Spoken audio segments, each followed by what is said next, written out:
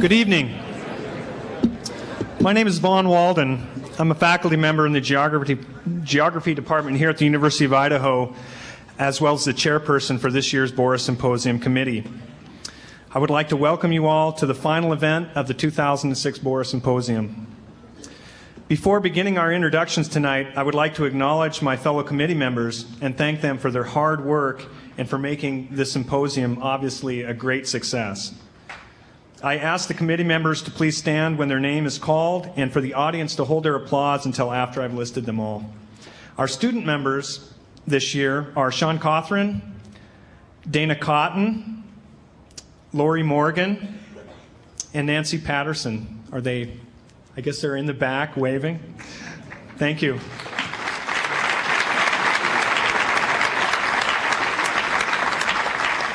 I'd like to mention that these student members were integrally involved in the decision process and making the symposium a reality, equally with the faculty members. Our faculty members this year are James Gregson, John Haskell, Robert Heckendorn, Walter Hesford, Sandy McCurdy, and Greg Turner-Rahman. Thank you.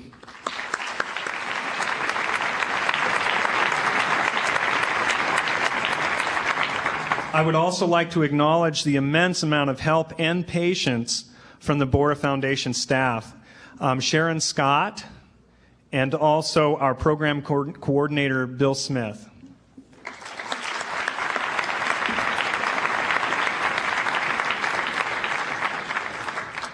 This year's committee met last spring and summer to brainstorm ideas for this year's symposium. We worked within the mission of the Borah Foundation to explore the causes of war and the conditions for lasting peace, and to focus on issues of international importance. This year, we quickly honed in on the general topic of resources and conflict. Our only remaining challenge was to narrow down the topics into an effective symposium. We initially looked at a broad range of topics such as population growth, water, energy, biodiversity, or lack of biodiversity, and also future climate change. I must admit that we had some spirited discussions at times in the overheated basement at the Martin Institute, but luckily we prevailed. Absent from this year's symposium, although extremely relevant, is the issue of population growth. You probably noticed the video. It's pretty hard not to notice the video as you entered tonight. Human consumption of resources is obviously affected by not only our consumptive habits, but also the world's overall population. On Monday night, we heard from Michael Clare and Aaron Wolf about two important resources, oil and water, and potential future conflicts over these resources. Their discussion was moderated by Barb Cousins from the College of Law at the UI. The Borah Committee would like to thank Dr. Cousins for her important contribution to this symposium. Is she here tonight, Barb?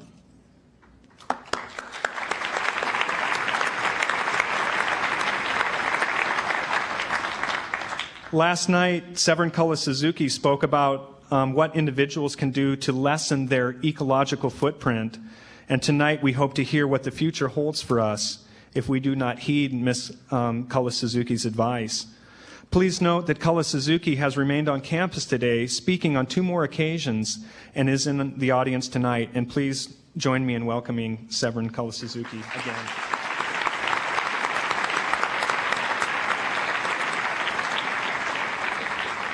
Significant support for this year's symposium comes from the College of Natural Resources as well as the College of Law. Other departments and units on campus that contributed include the Martin Institute, the UI-Katy NSF IGERT program, the Idaho Cooperative Fish and Wildlife Research Unit, as well as the Departments of Forest Resources, Conservation Social Sciences, Fish and Wildlife Resources, Forest Products, Rangeland Ecology and Management, and the Department of Geography. The Borah Symposium would also like to acknowledge Dr. Michael Scott for his time and effort in bringing our speaker tonight to the University of Idaho. Thanks, Mike.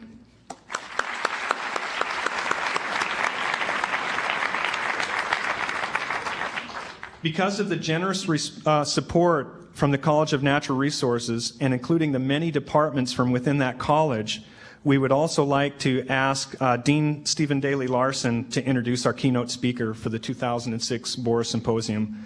Please join me in welcoming Dr. Daly Larson.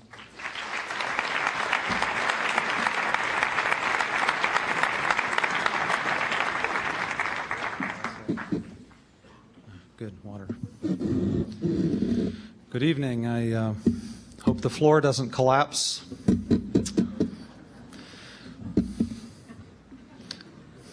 Takes a minute.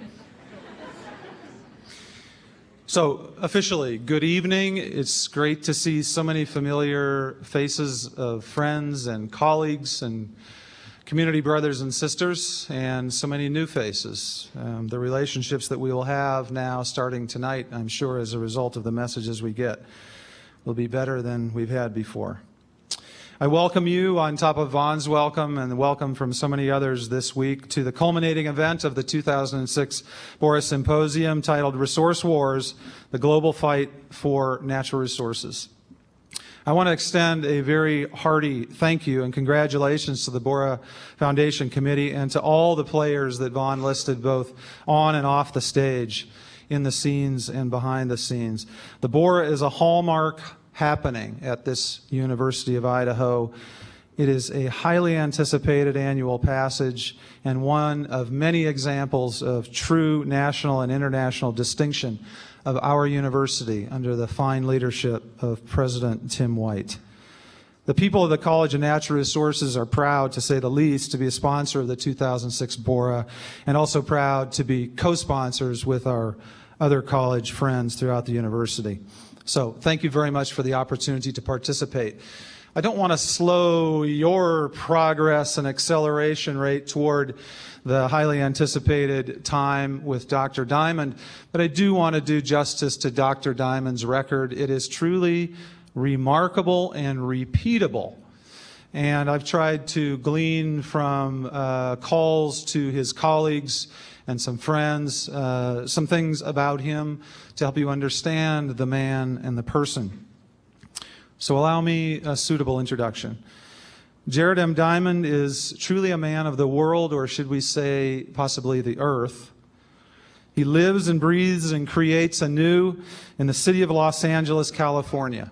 Now, those of you that have read his book know that in a picture in there are captions that in the book collapse.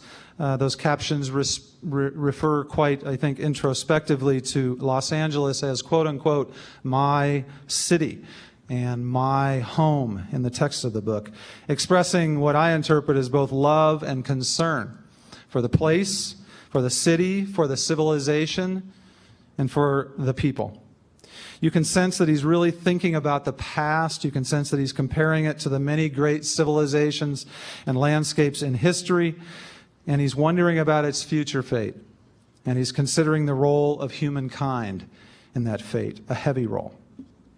So, whether he's looking at his city, his neighborhood, or the world's most remote island, or an expansive cultural or physical landscape elsewhere on the planet, Dr. Diamond always wears multiple lenses. And he and I were sitting up here tonight looking through the lenses that he happened to bring tonight, trying to figure out how to see through all these lights. That was a fun experience, but we did manage to get the lights toned down. But a bit more about those lenses. As an ornithologist, he looks at the evolution of species and communities, and he revels in their beauty and the patterns of their evolution. As a geographer, he looks at the relationships between peoples and between people and their land and resources. And as a human physiologist, he looks at the effects of the environment on the health of the individual, the community, the species. And his primary focus there is on the regulation of nutrient transport, both integrative and evolutionary physiology. So it is impressive, is it not, that Dr. Diamond is a dedicated citizen of each of these disciplinary areas of study. We struggle, most of us, to be good and self-satisfied in one. But even more impressive and ultimately helpful in his studies of peace and conflict is his tendency of his very impressive mind to click a bird's eye view. That's what I see. He's high above and more broadly seeing things than our day-to-day glimpses of the world. He observes, studies, he synthesizes, and presents in terms of systems. He's an integrator, like the great philosopher once said. The greatest integrator is the individual human mind, remarkably so in the case of Dr. Diamond. By seeing this whole world from such varied perspectives and by integrating concepts and findings from many scientific perspectives, Dr. Diamond helps us see the long and the short-term effects of interactions between the parts. So in collapse, it's the relationship between the people, their spiritual and physical natures, their relationships with others, the local and global resources available to them, and to some extent, a great many events seemingly beyond their control. And by example then, and by comparative study, he shows us that what civilizations and societies choose to do with their resources, as they often think of them, and with their neighbors, is generally what they end up doing to themselves. And so the focus of his writings, as reflected in their titles, always referring to people's choices that result in success or failure. Dr. Diamond is an accomplished academic with credentials in numerous circles.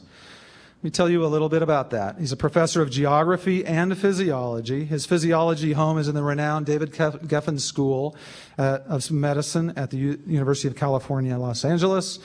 Also renowned for a certain team at this particular moment.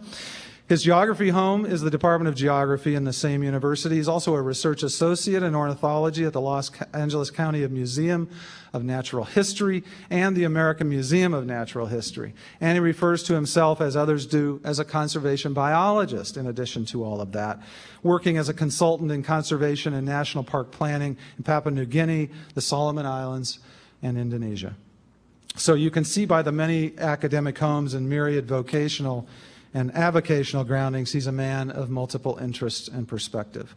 He's published hundreds of research papers on a broad range of scientific topics. Let me give you a few examples that I managed to pull out of pages and pages that I think indicate the breadth. Logic of life, the challenge of integrative physiology, showing up in environmental physiology. Times to extinction of small populations of large birds in the proceeding of the National Academy of Sciences. Rapid upregulation of snake intestine to responses in feeding.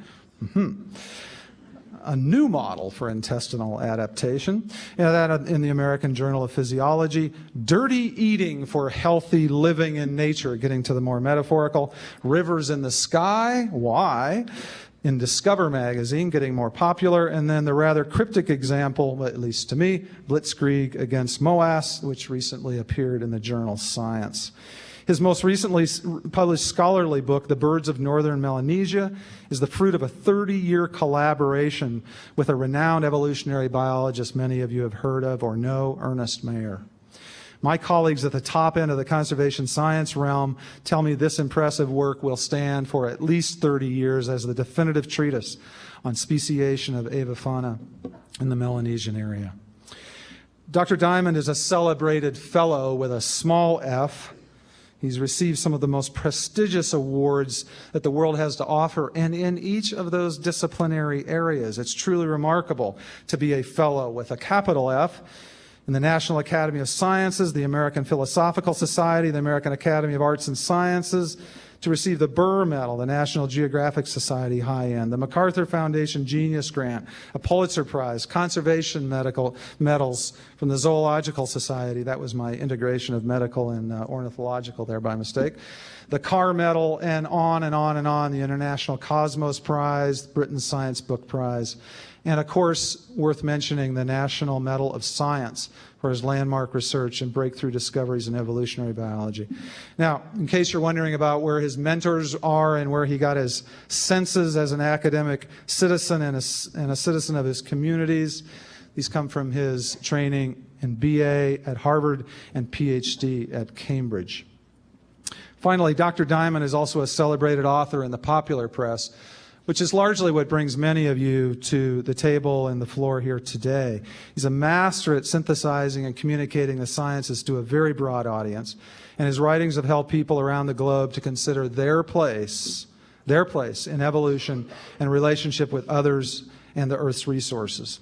You know the bestsellers, The Third Chimpanzee, and Why is Sex Fun, which it seems to me is also related to collapse, but maybe he'll refer to that. He was invited to this year's Borah to share some of his most recent popular work on the relationship between resources and development to peace and conflict. His award-winning book, Collapse, How Societies Choose to Fail or Succeed, is the companion piece, of course, to Guns, Germs, and Steel, which was the seminal work that launched him through the Pulitzer Prize for general nonfiction in '98. Both of these volumes tackle the big question: why do some societies thrive and prosper while others shrivel and die? And how can humanity maximize the opportunity for human happiness while saving the planet from ecological ruin and collapse? Are these lessons we can learn from great civilizations who have grown before us to world dominance? So, the questions of what makes society vulnerable. Dr. Diamond is here to share that with us tonight. As a segue, it's really my very distinct pleasure and privilege to introduce Dr. Diamond for the second time, having hosted him in 2001 during the University of Minnesota's Symposium series, where I joined with colleagues from several different departments and colleges to host him under the title Close Encounters of the Humankind, Conservations of Great Minds Exploring Historical Evolutionary Relationships Between Humans and the Environment. At that time, I experienced firsthand this man, Dr. Diamond's natural and comfortable performance in multiple venues, as a panelist, on the stage, as an icon, in quiet, intimate groups with scholars, and as a mentor to small groups of graduate students. He's a fine and pleasingly humble gentleman as well as a scholar, easygoing and easy to know. So it is now my great pleasure to introduce my Idaho colleagues to Dr. Jared Diamond for his keynote presentation, Collapse: How Societies Choose to Fail or Succeed. Having been in the audience before, I'm predicting that Dr. Diamond's message this evening will be as hard to put down as the book next to your bed. So please join me in a warm silver and gold welcome to our city, Dr. Jared Diamond.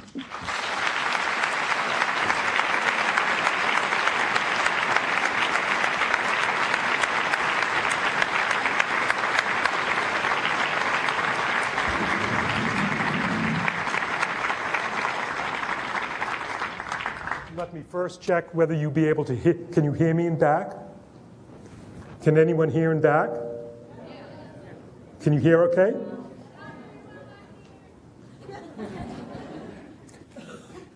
It's a great pleasure for me to be back in Idaho, a state with which I have special associations.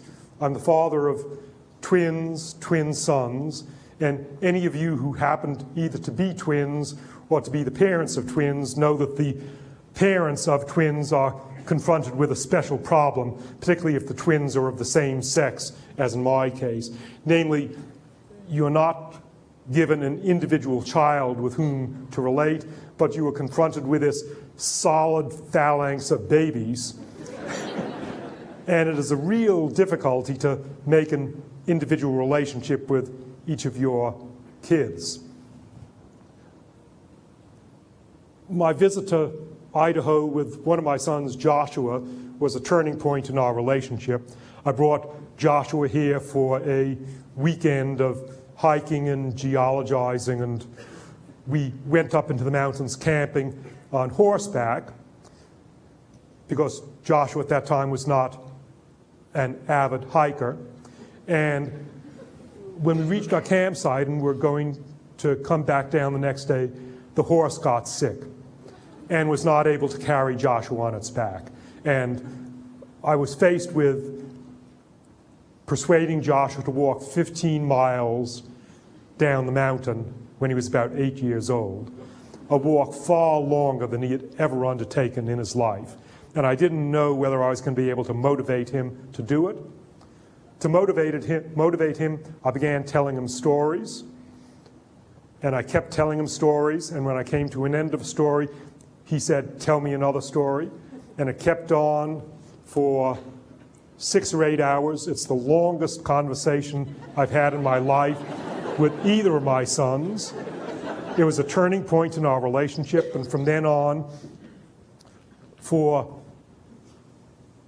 6 years, as long as each of my sons would tolerate it, I took each of my sons separately on half a dozen trips a year based on that Idaho hiking trip with Joshua.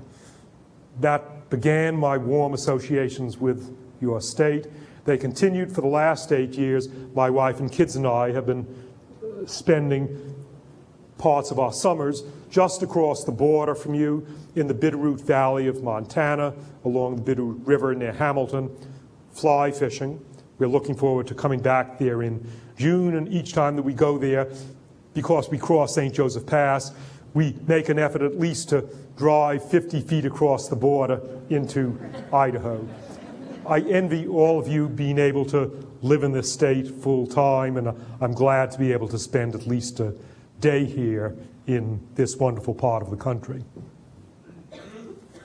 People often ask me, why is it that you chose to write a book on the subject of collapses of societies, successes and failures of societies? And the answer is simple. It's because it was the most fascinating, important, and central subject that I could think of to talk about. I'd like to tell you how the book evolved for me, because its eventual form was not at all what I initially conceived it to be.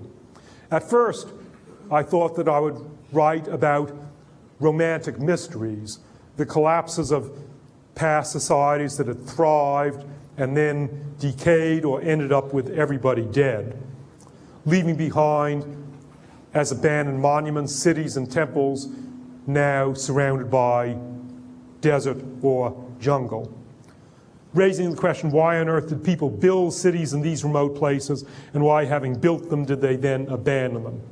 And so, perhaps as one of the most famous of these romantic mysteries, the second chapter in my book is on the collapse of the Polynesian society on Easter Island, famous for its gigantic stone statues that I'll tell you more about.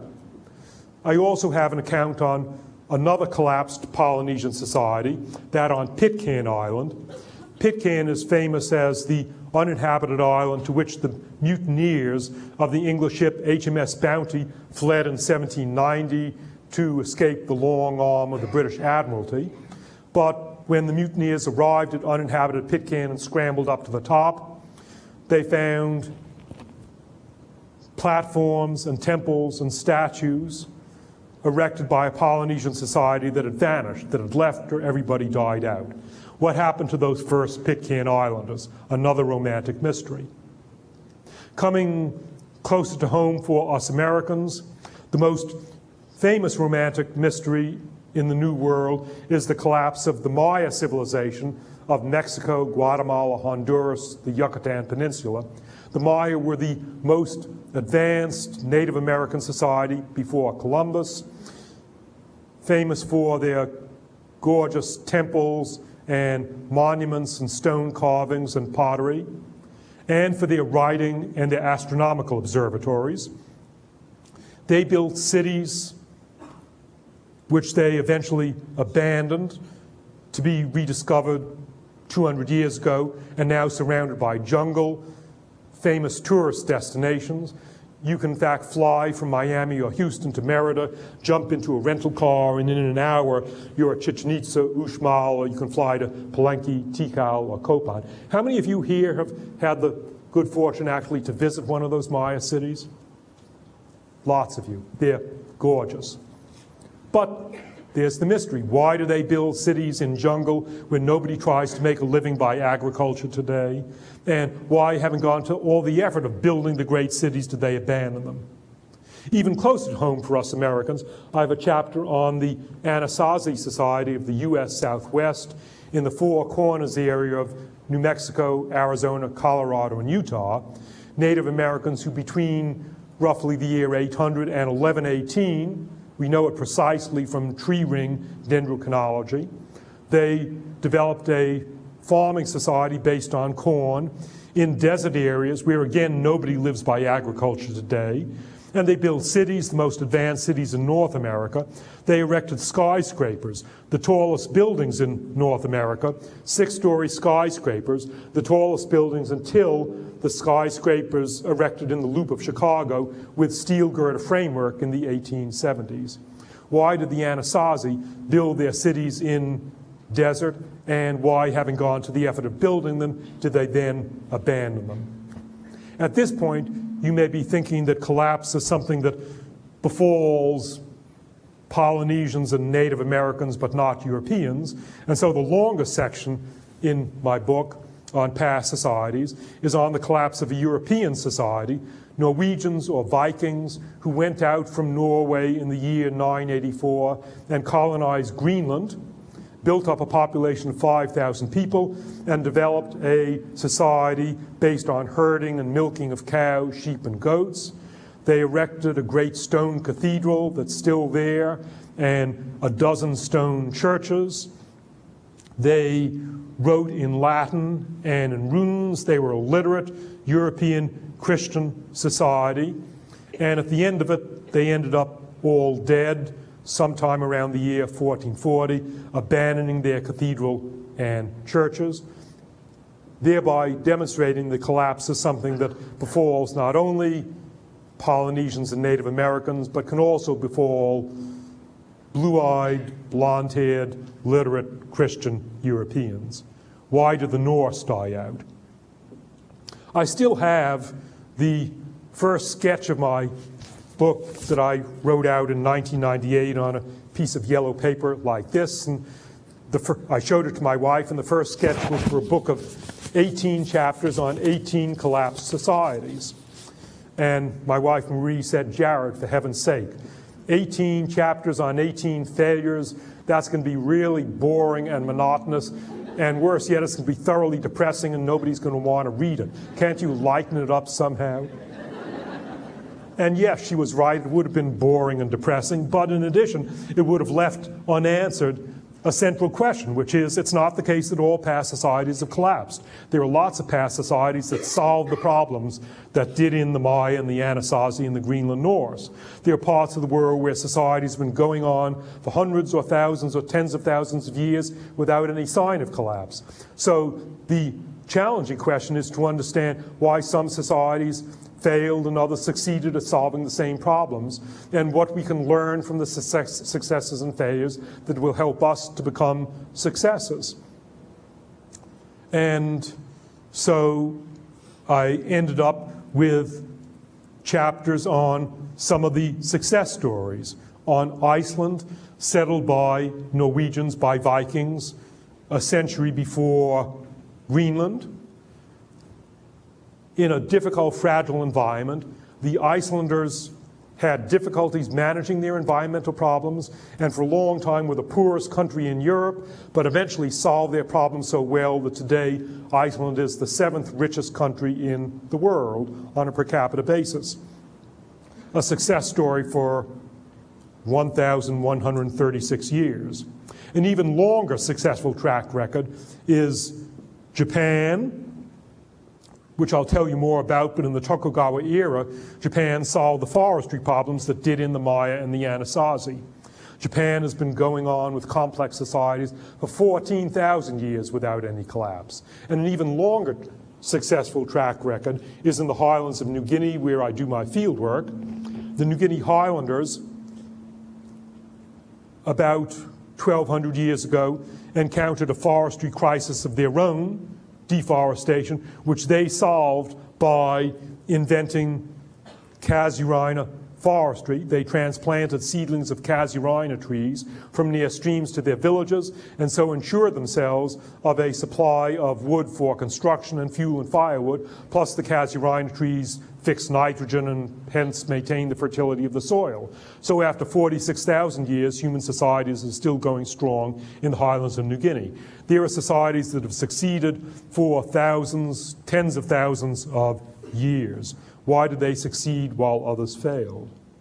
And finally, I realized that it's not enough to understand successes and failures in the past when our societies today are struggling with the same problems that confronted past societies. We're still facing, you still are facing in Idaho, problems of forests and fish and soil and water and climate change, all of which faced past societies. And we're also confronting new problems, such as toxic chemicals and global warming. And so it's not enough to write about the past. I also wanted to explore modern societies, variously successful or unsuccessful. So in fact, my book begins with a chapter on your neighboring state of Montana. It may at first seem strange, and it struck readers of my manuscript at first as strange to begin a book on collapse with a chapter on Montana, seemingly and in fact the most underpopulated, most pristine state of the lower 48 and the richest country in the world, the last place that you would expect discussed in a book on collapse. But you scratch the surface in Montana, just as you scratch the surface in Idaho, and you find the whole panoply of problems.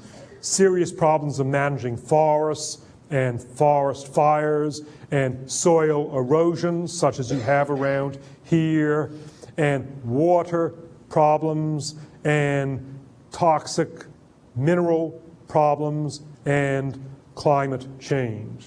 So Montana is an appropriate subject with which to begin a book on collapse. I also have a chapter on the African country of Rwanda, the most densely populated country in Africa with the most severe deforestation and problems of soil erosion, a country that realized the worst nightmares of the British demographer Thomas Malthus. In 1994, Rwandans solved, in quotes, at least transiently, their problems of overpopulation in an awful way. 6 million Rwandans killed, 1 million Rwandans, and drove another 2 million Rwandans into exile. A worst-case solution of population and environmental problems. There's also a chapter, again closer to home in the modern world, on the Caribbean island of Hispaniola, just a few hundred miles off the coast of Florida. Hispaniola is as close as you can get to a controlled experiment in human history. It's as if a chemist in the laboratory had 2 test tubes with identical solutions and added a red dye to one test tube to observe the effects of the red dye. In the case of Hispaniola, it's one island divided through an accident of history into 2 countries, Haiti in the west and the Dominican Republic in the east. These 2 countries made different choices, and they've ended up with very different fates as a result. The line, the arbitrary line down the center of the island of Hispaniola that divides Haiti from the Dominican Republic is one of the most amazing boundaries in the world. You fly over it if you take the flight from Miami or Houston to Santo Domingo. How many of you have flown from Miami or Houston to Santo Domingo and looked down on that amazing border? 1, 2, 3, 4. It's remarkable. As you fly over it, you look on this side and you see the brown expanse of Haiti. And you look on the other side and you see the green expanse of the Dominican Republic as if cut by a knife. And when you actually stand on the border and you face left, you're looking out again at the treeless, muddy, eroded fields of Haiti, and you turn around and 20 feet from you start the pine forests of the Dominican Republic. Haiti in the west is the poorest country in the New World, one of the poorest countries in the whole world, overpopulated, more than 99% deforested with awful problems of soil erosion, grinding poverty, a government effectively in a state of collapse, unable to deliver elementary services like water, electricity, sewage, education to its citizens.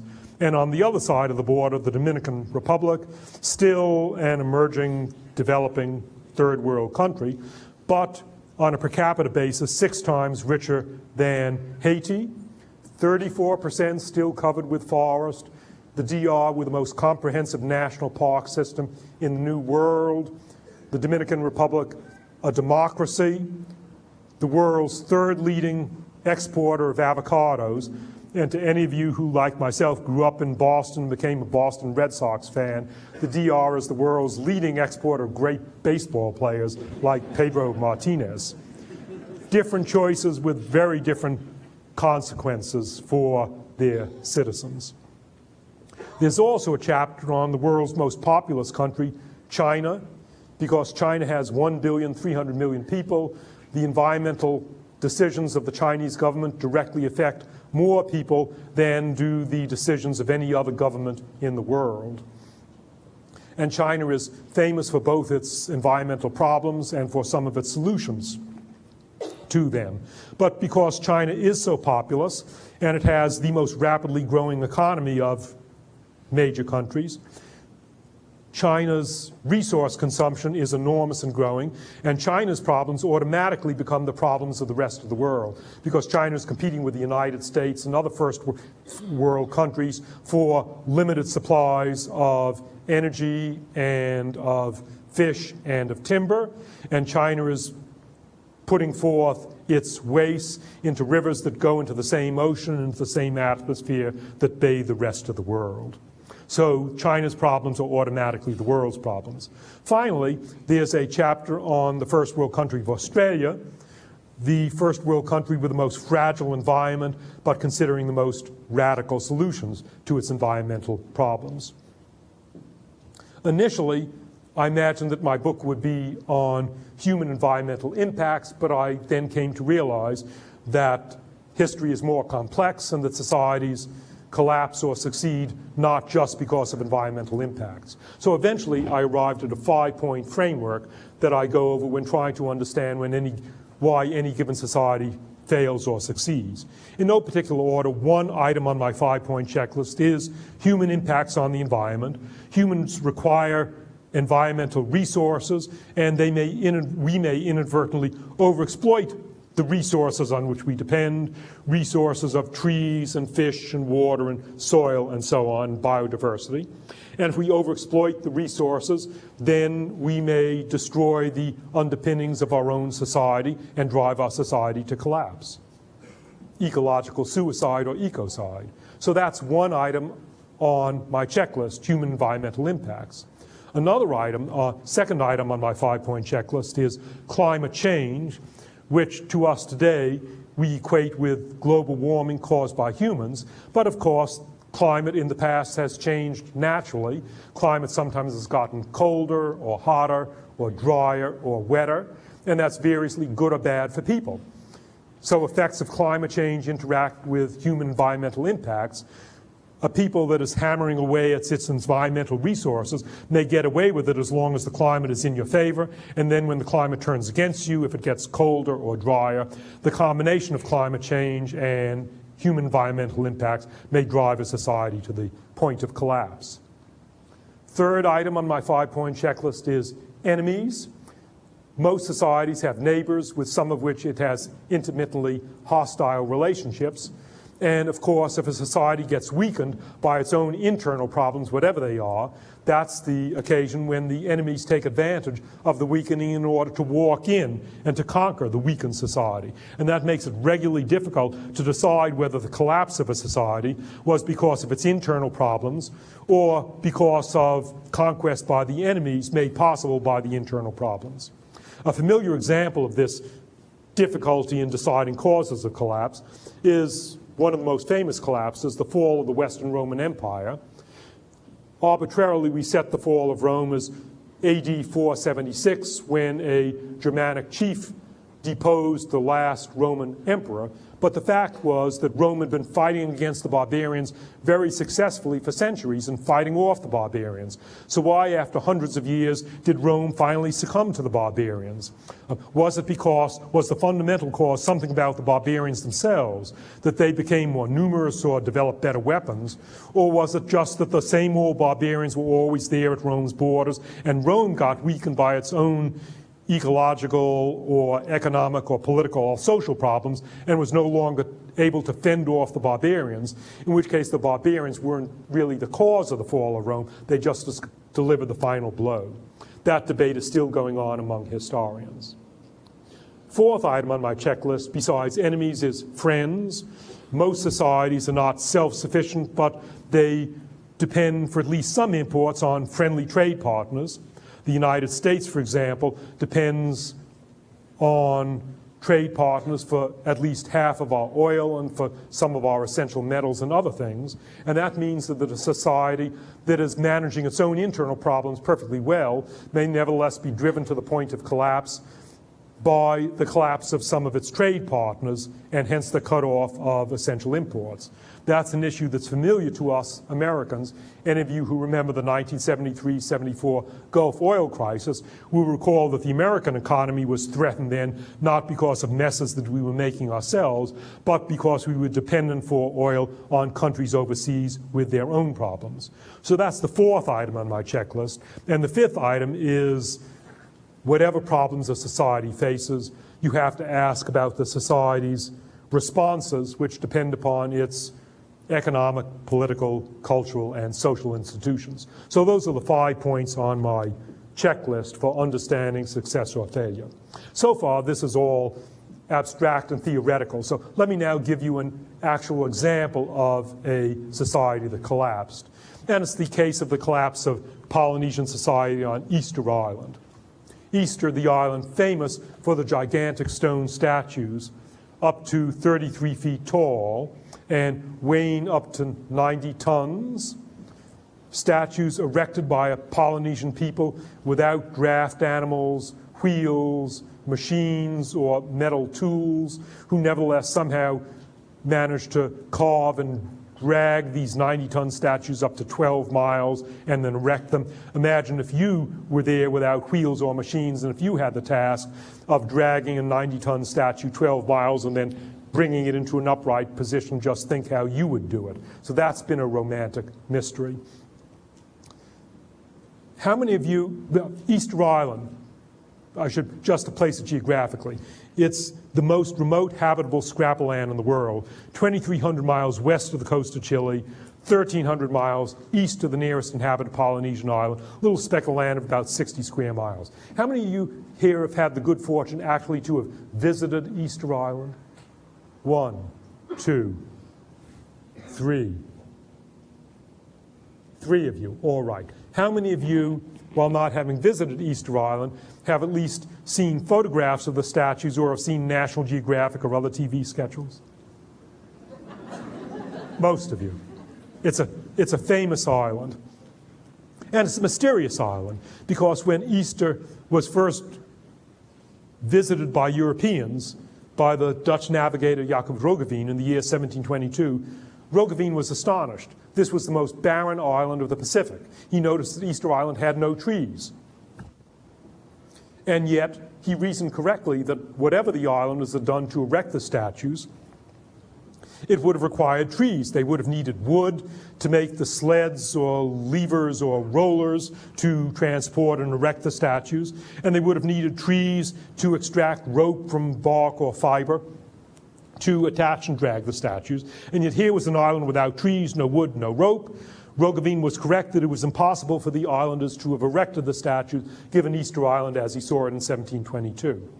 And as a result of that impossibility, the Swiss novelist Erich von Däniken postulated that the statues of Easter Island were not carved by those Polynesians after all, but were instead carved by some highly intelligent extraterrestrials who visited the Earth with highly evolved tools and carved the statues, then floated off into space.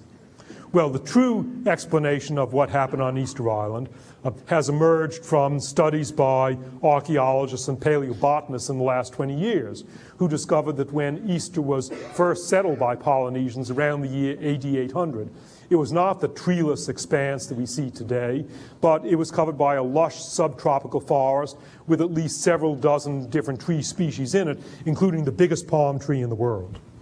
And the islanders began to chop down trees for all the usual reasons that people in Idaho and anywhere in the world chop down trees. The Easter Islanders chopped down trees to clear land for agriculture and to obtain timber for construction and fuel and firewood and to obtain the wood and the rope to drag and erect the statues, and also to build canoes, dugout canoes, with which to go out into the ocean to harpoon tuna and dolphin, which the bones in the early archaeological layers show us were the main source of meat for the early Easter Islanders.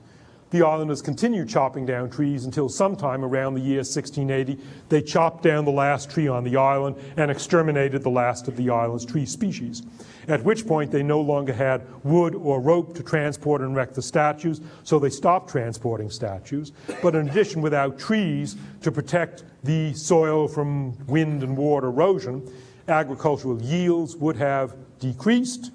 Easter Island society collapsed in civil war. The 12 clans of Easter Island fought against each other.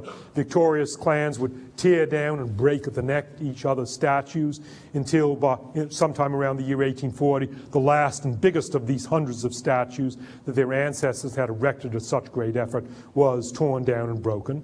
And in the absence, without wood to make canoes to go to sea to harpoon tuna and dolphins, for meat, Easter Islanders had to turn to the only large animal left them on the island, namely human beings.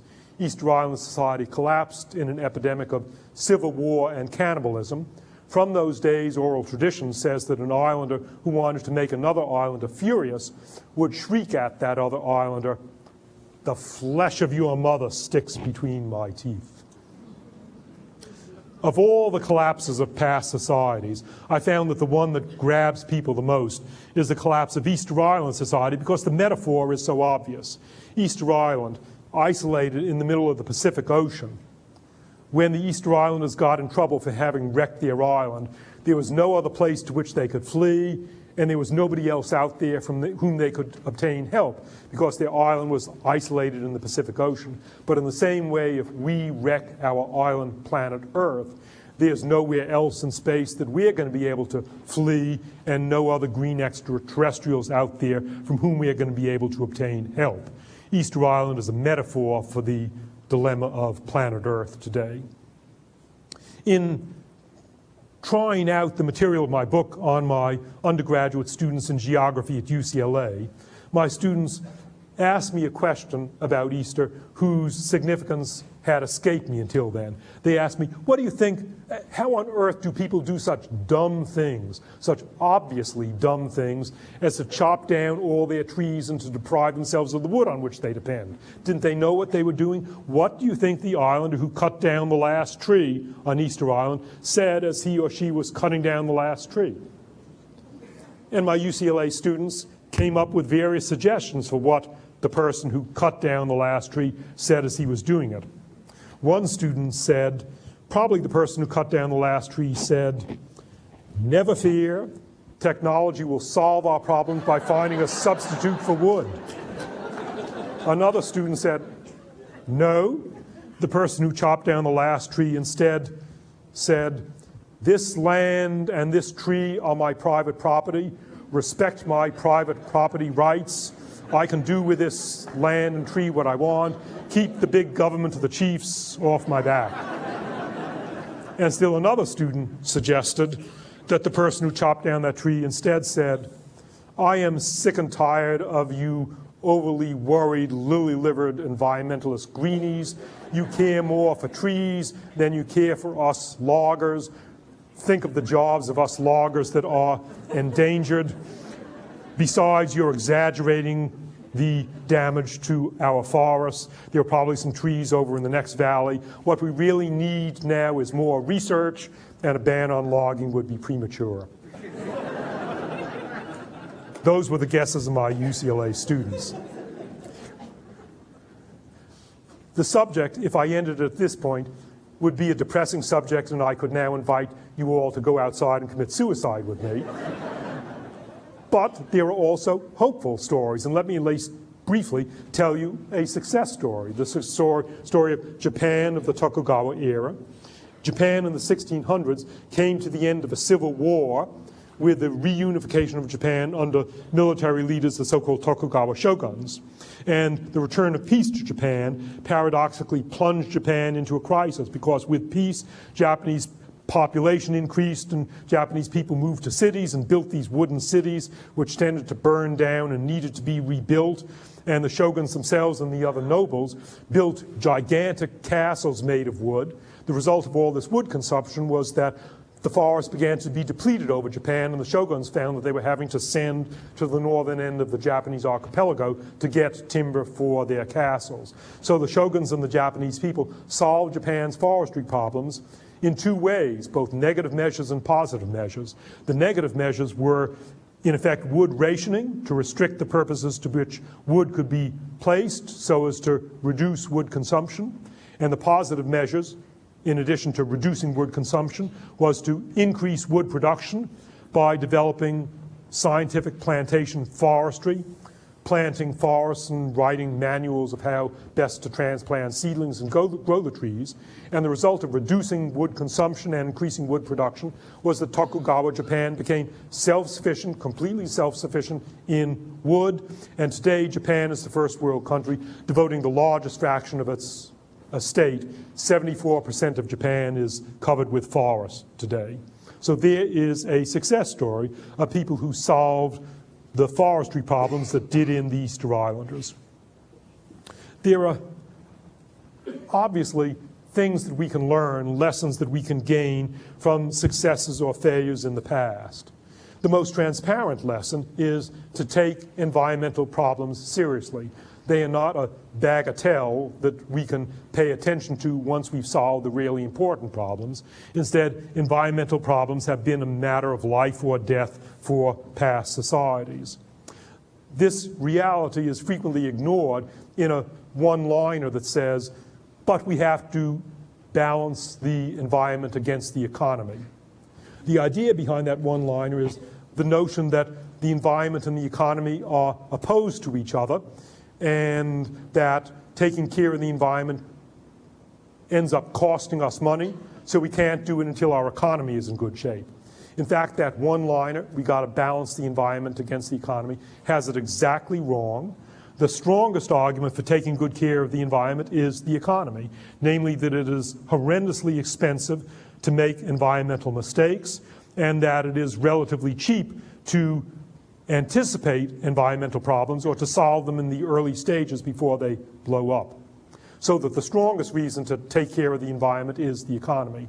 That's a lesson that's been rubbed into the faces of Americans last August, when, after a decade in which various governmental agencies didn't want to spend a few $100 million to fix the weakened dikes around the city of New Orleans, as a result of our reluctance to spend money, we ended up with a bill of $300 billion to rebuild a city of 1 million and to pay off the insurance claims, not to mention a couple of thousand dead Americans, thereby illustrating that the strongest reason to have taken care of the New Orleans dikes was the economy. Namely, it ends up costing $300 billion instead of $300 million. And that's a typical example of how environmental problems, the longer you leave them untended, the more expensive they become. That's a transparent lesson from the past.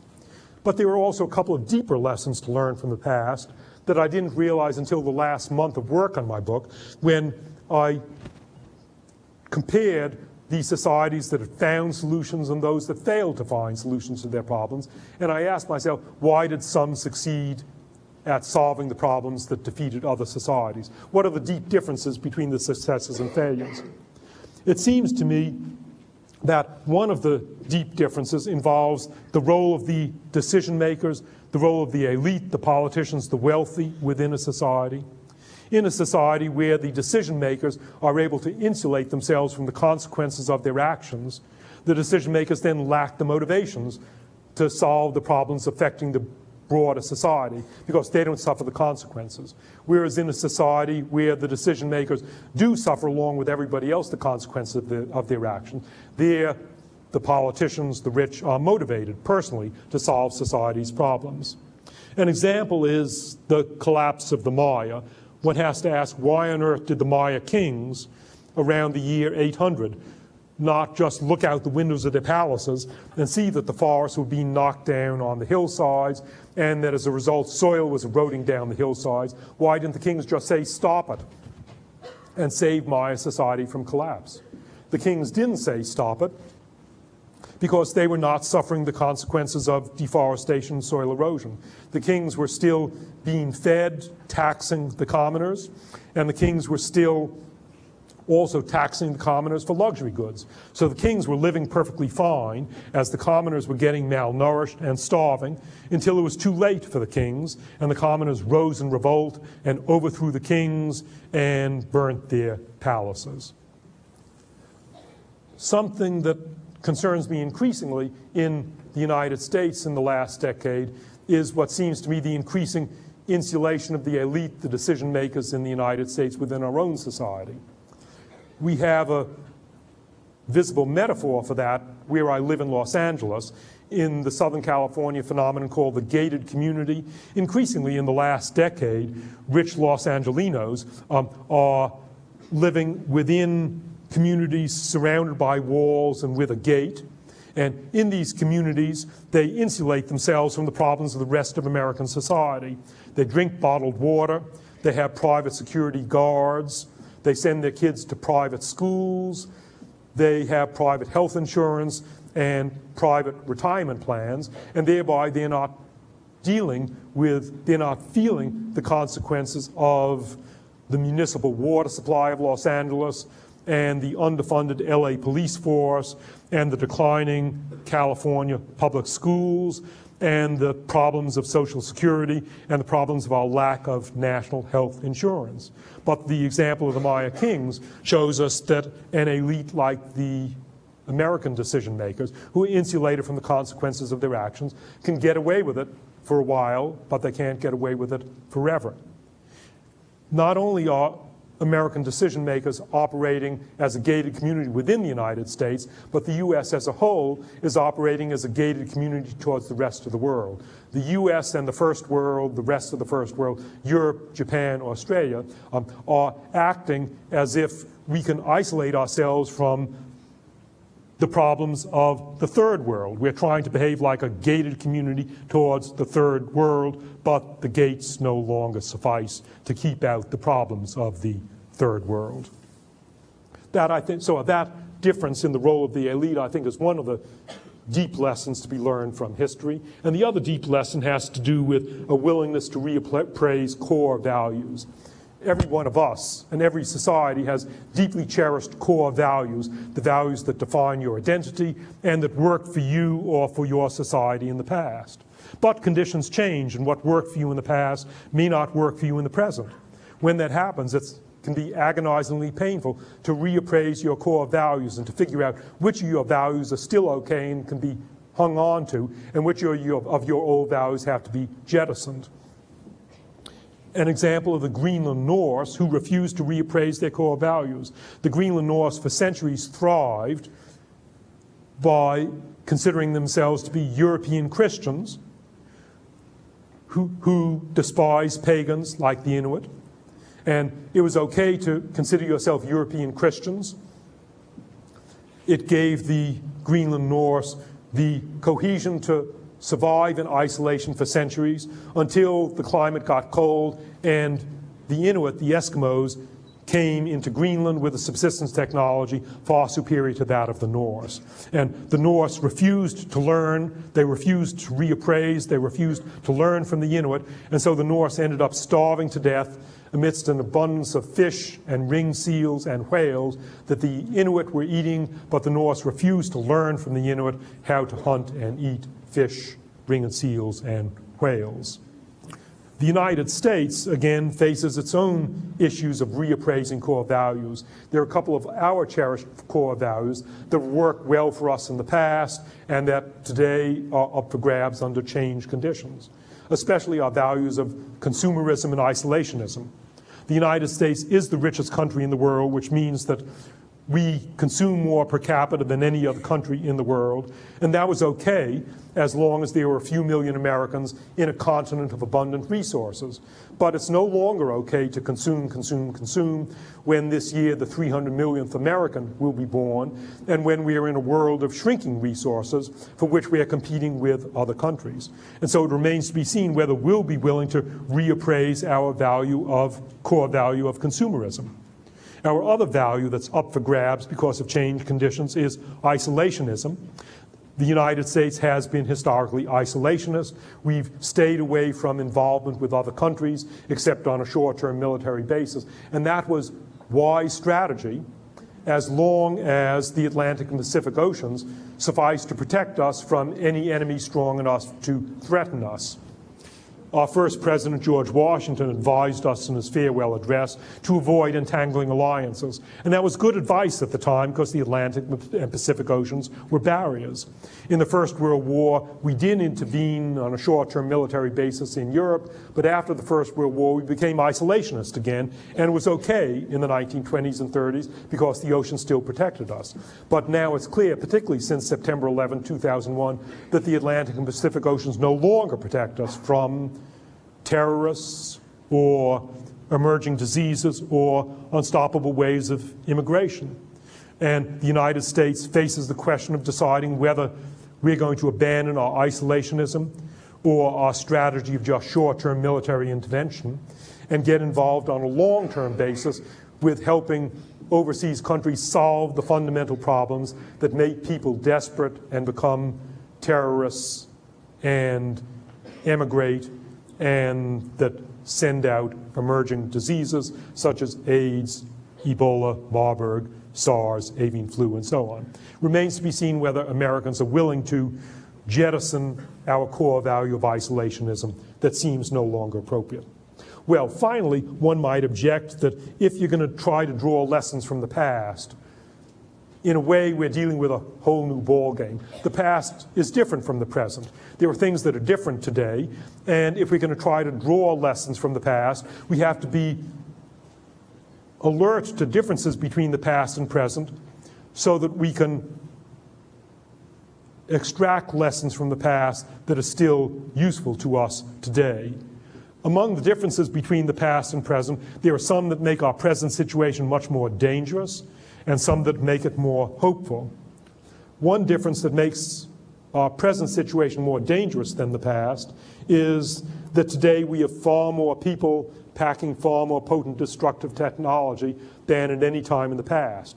Remember that there were about 20,000 Easter Islanders on this island of 60 square miles without metal tools, just with stone tools. And it took those 20,000 Easter Islanders about 800 years to chop down every tree on this 60 square mile island. But they eventually did it. Today, though, there are 6.5 billion of us, and we have metal tools and chainsaws and bulldozers and nuclear technology. And you can bet that we are chopping down the forests of the whole world far faster than the Easter Islanders chopped down their own forests. That difference between the past and present, more people, more potent technology, makes our present situation much more dangerous than the situations facing past societies. Another thing that makes our present situation more dangerous is globalization. The word globalization to us Americans conjures up the idea of us in the first world sending them in the third world our good things like Coca-Cola and internet messages. But in fact, globalization just means increased communications in either direction of both good and bad things. And so globalization means not just that we can send them Coca-Cola, but they can send us terrorists, immigrants, and emerging diseases. Because of globalization, it's no longer possible for societies to collapse one by one. When Easter Island society collapsed, the world was not globalized, and nobody else in the world knew about Easter Island, and nobody was affected by the collapse of Easter Island, nor was anybody in North America, or any Native Americans in North America, affected by the collapse of Maya civilization. But today, when any society anywhere in the world gets in trouble or collapses, it has consequences for the rest of the world.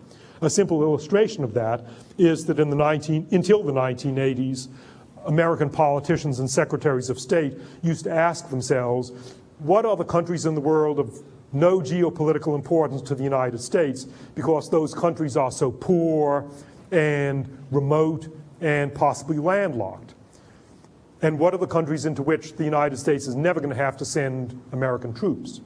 The bets in the 1980s were that the countries most irrelevant to American interests would include Afghanistan because it's so remote and poor and it's landlocked, and Somalia because it's so frightfully poor, and Iraq because, apart from its wealth, again, it's a very poor country.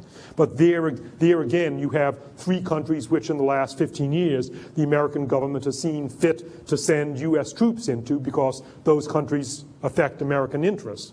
This just makes the point that thanks to globalization today, any country, no matter how poor, no matter how remote, affects the interests of any other country. And the result is that the risk we face today, it's no longer possible to have isolated Easter Island-like collapses. The risk we face today is of a global collapse, of global society. Again, those two differences between the past and present, more people and more potent technology and globalization, those two differences make our present situation more dangerous. And again, if I were to end there, I would invite you to join me outside to commit mass suicide. But in fact, there are two differences between the past and present that give us an enormous advantage and make me cautiously optimistic. One of those differences is that we are the first society in world history with the possibility, with the potential for learning from societies, contemporary societies, anywhere in the world, remote from us in space. All that we have to do is turn on our television or listen to the radio or read our newspapers in the morning, and we see what is happening today in Iraq, Haiti, Nepal, Rwanda, or we can see what is happening today in some of the success stories, like Iceland and Norway and Bhutan. And so we have choices. We can see the successes and failures, and we can choose to follow the successes and to avoid the failures.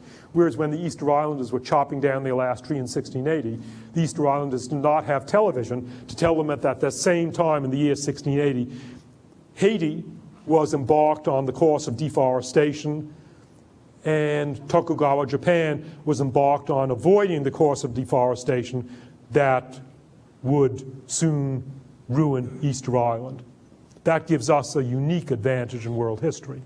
Our other unique advantage in world history is that we're the first society with the opportunity to learn from past societies remote from us in time. We have archaeologists and historians, and so we know what happened to the Maya. We know about the bad things that happened to the Maya and the Easter Islanders, and we know about the good things that happened to the New Guinea Highlanders and the Icelanders.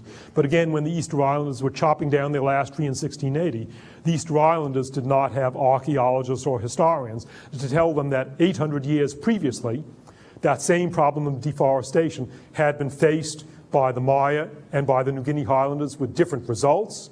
Without archaeologists, the Easter Islanders could never know that the Maya had failed to solve the problem of deforestation, and the New Guinea Highlanders had solved that problem. So the Easter Islanders did not have that opportunity to learn. We are the first society in world history with the opportunity of learning from societies anywhere on the planet today and from societies in our past. That gives us a unique advantage. That's what makes me cautiously optimistic. And so my hope is that we'll exploit those advantages in order to imitate the success stories and face a future like that of Iceland or Norway or the New Guinea Highlands, rather than to become one more of the failures like Easter Island, Haiti, and Rwanda. Thank you.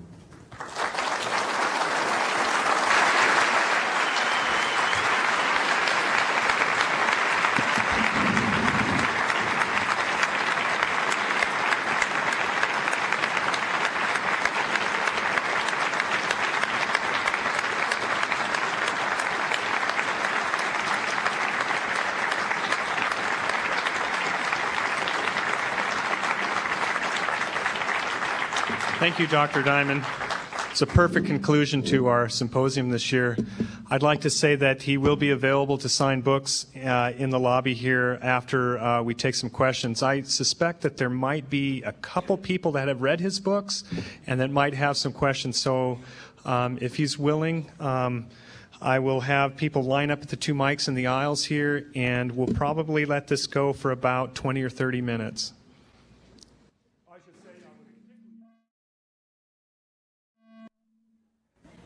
I'd particularly encourage questions from anyone under the age of 20, 25, or 30, because you are the people who are going to feel the consequences of the decisions that we're making now.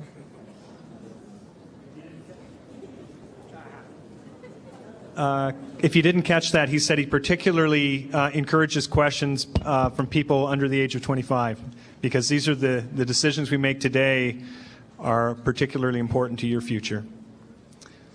So let's start over here, please. I think one of the cultural presumptions that we have in this country is that we invent ourselves and we're self-reliant, and we don't really have to pay attention to anyone else or to work with other people because we're going to do it all on our own. And I'd like to be more hopeful about overcoming that presumption, but I've noticed in the last 5-6 years that some of us don't study those. Take your hands away from the mic. Okay. Get right up close onto the mic like I am right here. Okay, some of us don't study those other sources of information. We get our news from Fox News, which only presents one very narrow slant. We don't read books. We don't know what to do with footnotes.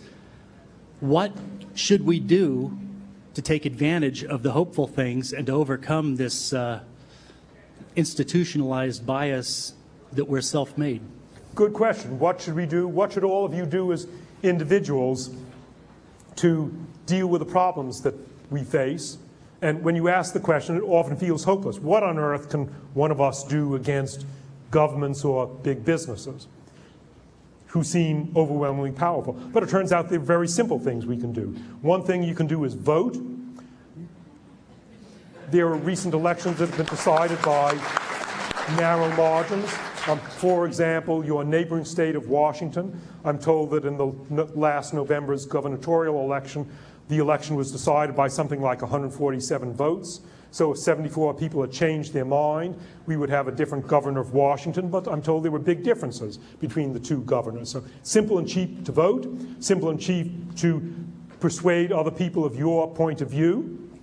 Another simple thing that you can do is to buy selectively, to figure out which are the big businesses that are doing a clean job and which are the big businesses that are doing a dirty job.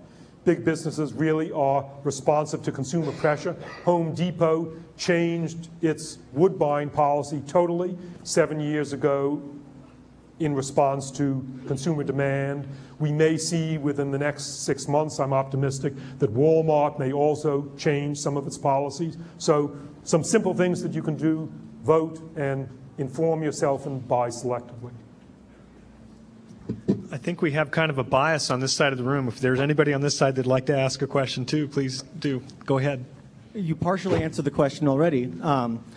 What I was curious about is one of the elements of modern corporations is that by law they're required to focus purely on making profits.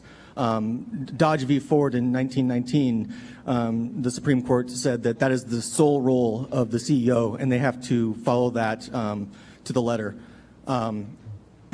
And furthermore, in the mid to late 90s, the institution of the World Trade Organization and policies such as NAFTA came forth, where they are striking down national environmental legislation, calling it an illegal barrier to trade, so that even if a country is trying to protect the environment, a corporation can sue that country for restricting their free trade rights.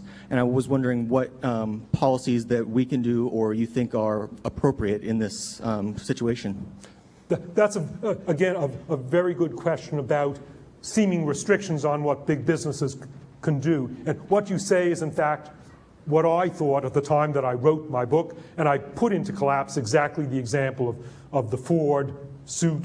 And I said that big businesses are required to maximize profits for their shareholders. But after I published my book, I learned from people who write into me, just as I learned from people to my talk like you this evening, and people in the business world told me, no, that's not true. It is not the case that businesses are obliged solely to maximize profits for their shareholders, but businesses have legitimate larger stakes, and in addition, many businesses have figured out that in the long run, the way to maximize profits for their shareholders is, in fact, to adopt sane environmental policies. That's something that I learned, much to my surprise, in the last 8 years when I got engaged with the big international oil companies. Until 1998, if you would ask me about the oil companies, I would say they're among the most evil forces on our planet. But then I went out to New Guinea to be an environmental monitor in the oil fields managed by Chevron Texaco, and I was just stunned to see that Chevron was managing these oil fields more strictly from an environmental point of view than any national park that I've ever been in. And I've now talked to lots of people, juniors and higher-ups in Texaco, Chevron. Turns out that there are about 8 reasons why Chevron figured it out that in the long run it would save them lots of money if they were squeaky clean environmentally and avoided creating spills. Now, there are differences among the oil companies. Some of the oil companies are cleaner than others. BP, Shell, relatively clean. But the point is that it is not the case, as I mistakenly wrote in my book By Law, that big businesses only have to look at the bottom line. And even when big businesses do look at the bottom line, they frequently discover that a long-term point of view helps them profit at the bottom line. Okay. Yes, over here. You talked about how the Mayans, if they had foreseen that, you know, you're chopping down all your trees and you're causing all this erosion, that maybe they could have avoided their downfall. Same with Easter Island, but that the biggest problem was that they didn't have the information. Nobody told them that these are the possible futures. It seems like with the information that we have available and the globalization of information, that everybody around the world should be able to avoid these outcomes, these failures. But when you look at Africa, who has 852 million people starving and 25,000 people dying every day of hunger, it seems that since they started out with so few resources that they've kind of been doomed from the beginning. Is there any way that they can pull themselves out of this, or are they going to rely on more successful civilizations like ours to help support them? Sure, if we take the case of Africa, is there any way that Africa is going to pull itself out of its problems? And the fact is, as you say, that Africa is currently the poorest continent, and that a disproportionate number of the world's poorest countries are African countries. There are reasons why Africa is, there are lots of reasons why Africa is poor. A lot of them have to do with geography, real estate, that Africa is a poor area of real estate with problems of tropical public health and low agricultural productivity, not to mention a legacy of colonialism. How can Africans help themselves out of their situation? Some African countries are going to be able to help themselves out of their situation. Some have sufficient funds to be able to invest themselves in public health, such as Botswana. But other African countries are going to need help from overseas. The good news is that the help from overseas that it would take to solve Africa's public health problems is ludicrously little. It costs about $8 per year to keep an African woman and her child inside insect repellent mosquito nets throughout the year. That's $8, and there are several hundred million people in the malaria zones of Africa. So it would cost about $2.5 billion to solve the biggest public health problem of Africa. $2.5 billion, okay, poor countries like Zambia can't come up with that money, but $2.5 billion is a bagatelle for the United States or Britain or Japan, and $2.5 billion is even a small piece of money for a single foundation like the Gates Foundation. All this means that the first world could easily assist Africa to solve its fundamental problems. And nowadays, with globalization, it has become in the selfish interests of the first world to help Africa solve its problems. When I visited Finland a year ago, October, I was surprised to discover that the biggest immigrant group in Finland now from overseas is Somalis from a failed state in Africa. You had suggested that perhaps the crux of the success or failure of the societies is knowing which, sorry, it's kind of over my head. Just pull it down. Pull it down. Sorry. Is knowing which values to hang on to and which values to replace. And I was curious what values you think that we need to replace other than consumption, and what values we need to hold on to, and how do we instill these values into our society? What values does the United States need at least to reevaluate? other than consumption and isolationism. Let me give you an example of a struggle over values that's going on in your neighboring state, Montana, which I know well. And I would not be surprised if these same issues are being discussed here in Idaho. And that's the question of individual rights versus community rights. Montana, the U.S. West in general, the United States in general is into individual rights. And the U.S. West is especially into individual rights. And Montana is especially into individual rights. Montanans do not want to be told what to do. But Montanans are realizing that under the new changed circumstances, when every Montanan does what he or she wants to do, the result is that Montanans who want to retire and who don't have their own pension fund, the best way to get money for retirement is to sell off their land to the developers. And the result is that the Bitterroot Valley, where my wife and kids and I spend our vacations, it's now a 4-lane paved highway most of the way to Hamilton, and there are traffic jams in Hamilton. My friends in Hamilton are wrestling with the question of a conflict of core values. Individual rights trumping over community rights worked okay in the past. But today, it is destroying what we Montanans regard as our most cherished value, our lifestyle and the beauty of Montana. And Montanans are struggling with changing the balance between individual and community rights. I wouldn't be surprised if there are similar issues under debate in Idaho now.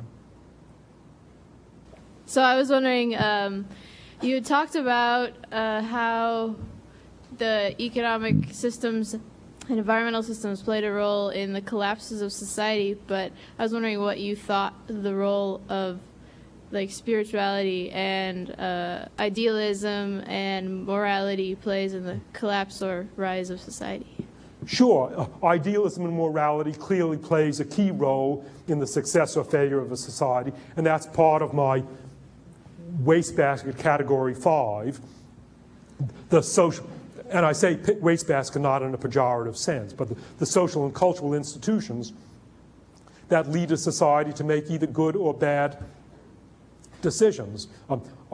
Idealism, for example, going back to the last question, the idealism of individual rights, but there's also the idealism of community rights, and that is key to whether Montana is going to, Montana used to be a relatively wealthy state. Montana used to be, I think, the 10th richest state in the U.S. on a per capita basis, and it's now somewhere down in the last 5. Montanans are going to have to figure out for themselves what their ideals are. Do they want to cling to the ideals that made them relatively affluent in the past, but that have driven them into poverty, or are they willing to reconsider these ideals? And it's up to them, and it's up to us, and it's up to you. I was wondering how you felt about nuclear energy and what role it will play in our energy crisis. What do I feel about nuclear energy and the role it will play in our energy crisis? The basic dilemma, our basic energy dilemma, is that we're consuming too much energy, and too much of the energy that we do consume comes from fossil fuels, which we're gradually depleting. So what are we going to do about it? Half of what we're going to do about it will have to be to reduce our energy consumption, but we still have to get our energy from somewhere, where we can get it from, other than fossil fuels. We can get a lot more from wind, particularly in this part of the country. We can get more from solar, but a candidate that's been suggested is nuclear. Nuclear energy spares us the problems of fossil fuel combustion and greenhouse gases. That's a big plus for nuclear energy.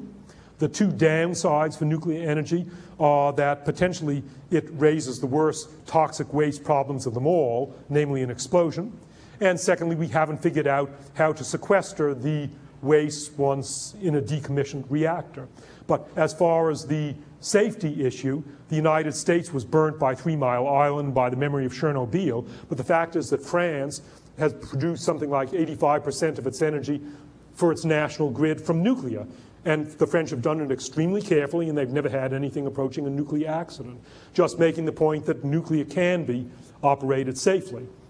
It still involves risks, and there still is problems what to do with the waste, but we have the choices. What would we rather do?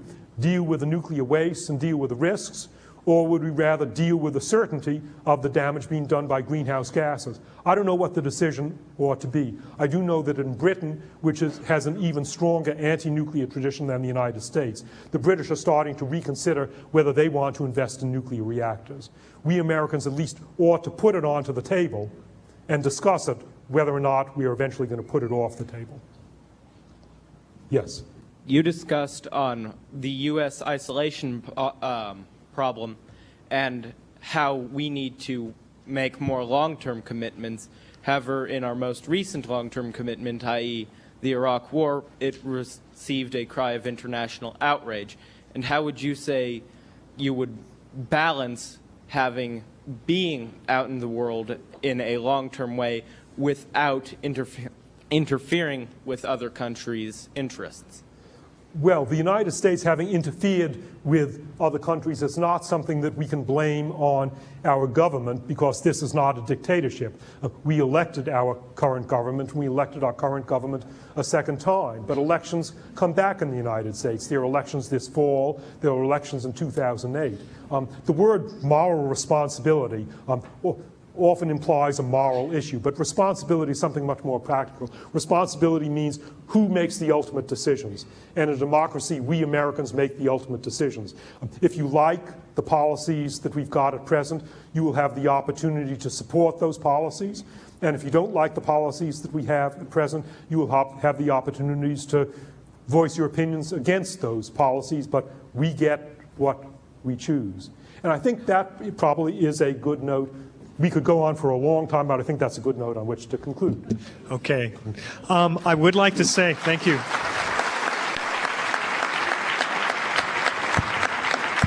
Thank you very much, Dr. Diamond.